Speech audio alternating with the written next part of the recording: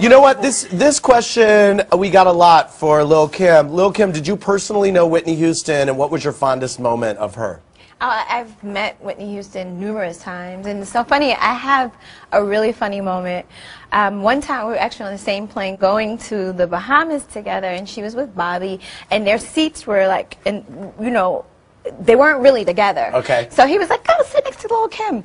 And so she sits down, and I'm like, yeah, come on, sit down, let's talk. And she looked at me at the side of her eye, and she said, I'm not really a talker.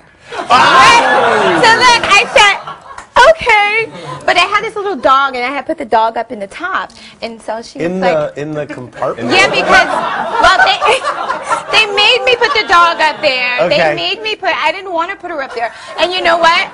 So Whitney said, "Didn't I see you come in with the dog?" And I said, "Yeah." She said, "Where is she?" She said, "No, she's not." And so the flight attendant was like, "Ma'am, can you take your seat?" She was like, "No, not until I get my doggie from up." Oh. And she put the dog on her lap. Oh, and they let Whitney keep it? They let Whitney keep the dog. But they wouldn't let me keep the dog. Oh. So wait a minute, she turns to me, and remember she said she wasn't that much of a talker?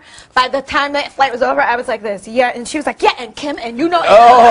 She was like, Kim, you sleep? I was like, no. Oh, that's But she was the best. She's so down to earth. Was the dog roaming free in the overhead, or was it in a carrying? No, she was in a carrying kitty. Carry, okay, good. That's interesting.